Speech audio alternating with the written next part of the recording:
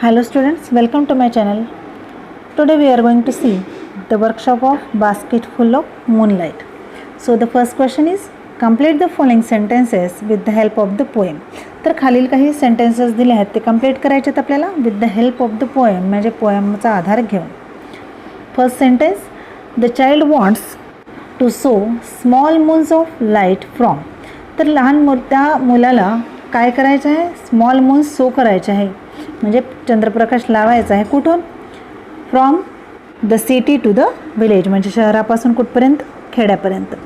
Second sentence is according to the child the route of his village is tough and full of.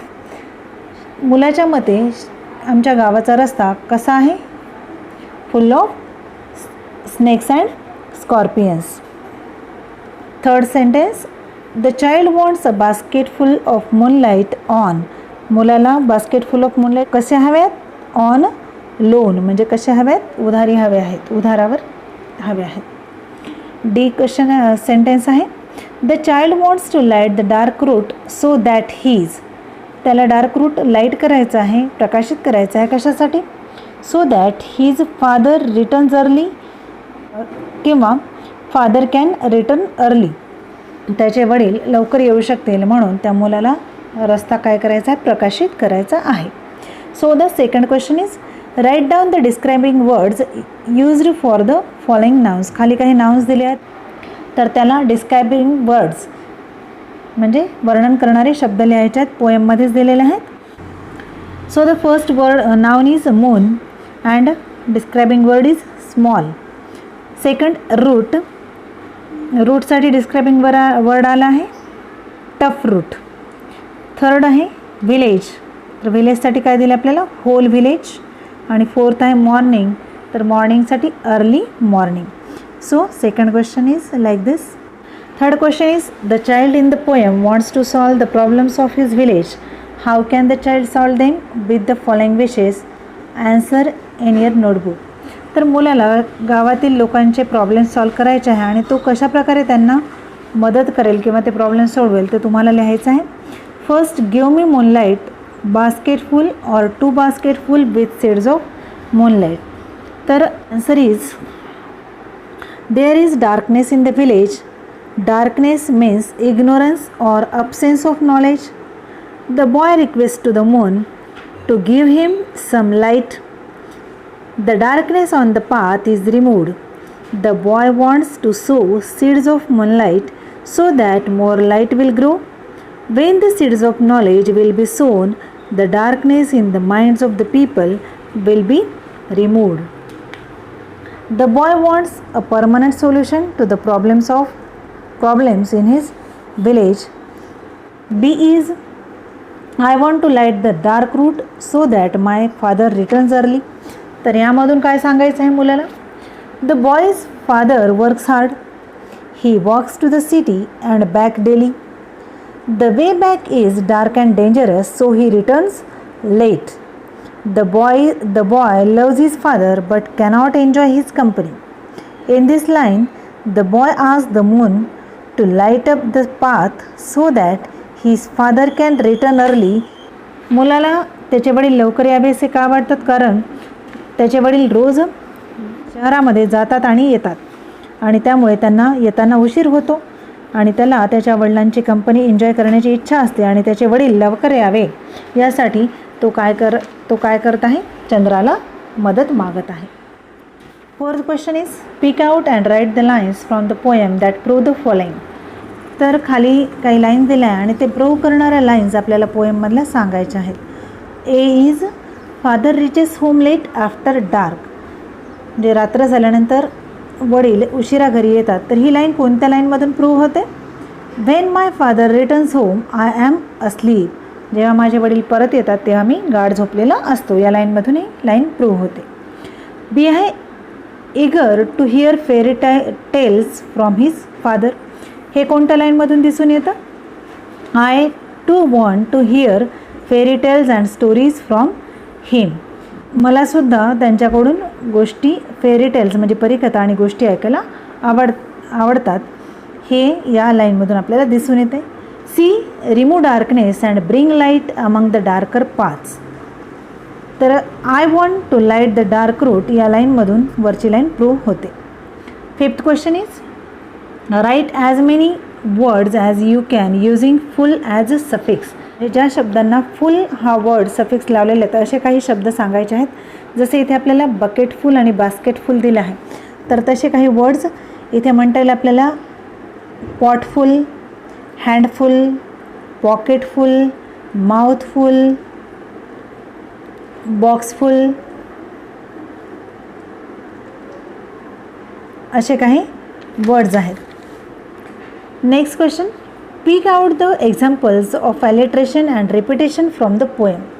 तर आपल्याला इथे alliteration आणि repetition या figure of स्पीचची examples पोएममधले सांगायचे आहेत.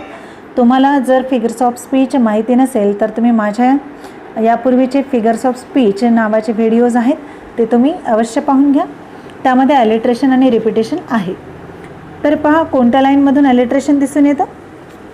ॲलिट्रेशनमध्ये ज्या वाक्यामध्ये शब्द लेटर्स जे रिपीट होतात त्यामध्ये ॲलिट्रेशन फिगर ऑफ स्पीच असतं, आणि ज्या लाईनमध्ये शब्द रिपीट होतात त्याला रेपिटेशन आपण म्हणतो. तर ॲलिट्रेशन पाहूया. I want to sow seeds of moon on the sides of the path. या लाईनमध्ये पहा सोमध्ये यस आहे, सीड्समध्ये यस, साईड्स हे 3 वेळेला यस साऊंड रिपीटेड झालेला आहे. दुसरी एक लाईन आहे ॲलिट्रेशनची. I want to so many small small moons of light. तर इथे पण यस रिपीट झाला आणि यम रिपीट झाला आहे. तर सो स्मॉलमध्ये यस रिपीट आहे आणि मेनी मून्समध्ये यम रिपीट आहे. तर ह्या दोन्ही ओळी काय करतात, ॲलिट्रेशन फिगर ऑफ स्पीच दर्शवितात. रिपिटेशनचं पहा. O moon give me a basket full of moonlight. This line is repeated to show the eagerness of the child. आता याच्यामध्ये एक्झाम्पल आहे small small moons of light. इथे स्मॉल रिपीटेड झालेलं आहे आणि म्हणून ही फिगर ऑफ स्पीच रिपिटेशन आहे. या लाईनमध्ये repetition figure of speech. 7th question is write and appreciation of the poem. तर ॲप्रिसिएशन लिहायचं आहे आपल्याला. ॲप्रिसिएशनचे पॉईंट्स 5 आहेत. पहा, फर्स्ट आहे टायटल, सेकंड पोएट, थर्ड आहे राईम स्कीम, फोर्थ आहे फिगर्स ऑफ स्पीच आणि फिफ्थ आहे सेंट्रल आयडिया. तर टायटल आहे पोएमचं a basket full of moonlight and the poet of this poem is Sunil Sharma. Figures rhyme scheme of this poem, it has no rhyme scheme because this poem is free verse. तर ही मुक्तशैली कविता आहे, याच्यामध्ये rhyme words नाहीत म्हणून ह्याला rhyme scheme नाही आहे. Figures of speech आपण आत्ताच पाहिले आधीच्या क्वेश्चनमध्ये की ॲलिट्रेशन, रिपिटेशन, पर्सॉनिफिकेशन आहे. कारण याच्यामध्ये चंद्राला म्हणजे काय, तिथे चंद्राला उद्देशून म्हणजे नॉन लिव्हिंग थिंगला उद्देशून काय केलेले पोएम उद्देशून बोललेली आहे.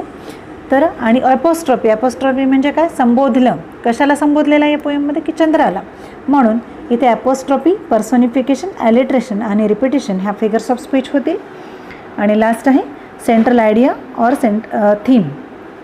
याला 2 मार्क्स असतात. तर इथे सेंट्रल आयडियामध्ये काय घेणार आहोत आपण. A small boy request the moon to lend him some moonlight to light the dark path from his village to the city where the villagers go to work every day. तर अशा प्रकारे appreciation या पोएमचं आहे. 8th question, write an imaginary letter to the moon to convey your feelings about it. Discuss about it with your partner and draft the letter using the poem as the basis for the letter. आता इथे letter लिहायचं आहे चंद्राला, imaginary letter लिहायचं आहे आणि खाली काही points दिले आहेत तुम्हाला, त्या पॉईंटचा यूज करायचा आहे. Sign of beauty, symbol of joy, infinite pleasure and D आहे urge to compose poems, songs and music. म्हणजे इथे साइन ऑफ ब्युटी म्हणजे काय, सौंदर्याचं प्रतीक आहे. सिम्बॉल ऑफ जॉय म्हणजे आनंदाचं प्रतीक आहे. इन्फिनाइट प्लेजर म्हणजे अधिक आनंद देतो. आणि urge to compose poems, songs and music म्हणजे काय करतो की प्रेरित करतो पोएटला पोएटला, रायटरला, सगळ्यांना कविता बनवण्यासाठी, त्यावर गाणी बनवण्यासाठी, म्युझिक या सगळ्यांना काय करतो तो प्रेरित करत असतो, त्याची रचना करण्यासाठी प्रेरित करतो. तर इथे लेटर लिहायचं इमॅजिनरी. मी इथे आपल्याला काय करायचं आहे, फक्त XYZ लिहायचं आणि कधी लेटर लिहिलं ते लिहायचं आहे. Dear moon, you are my dear moon comma आणि खालच्या ओळीवर तुम्ही पॅराग्राफ स्टार्ट करा. You are my great friend in darkness. When there is no other source of light after sunset, you are always there, bright and shining in the sky. You look so beautiful at night, like a bright yellow disk in the middle of the twinkling star. You spread light and joy in the dark night. Hence, people consider you as a sign of beauty and a symbol of joy. You, इथे 2 points घेतले आहेत. पहिले, third point आहे, you give infinite pleasure to all in the darkness of night. As a source of joy and pleasure, you give inspiration to the poets to write poems or songs. There are thousands of poems and songs written in almost every language addressed to you. Indeed, your place is unique in this universe. Dear Moon, I request you to spark off the poet in me so that I too will compose a poem in your honor. Dear Moon, I request you to spark off the poet in me so that I too will compose a poem in your honor. Yours loving, XY.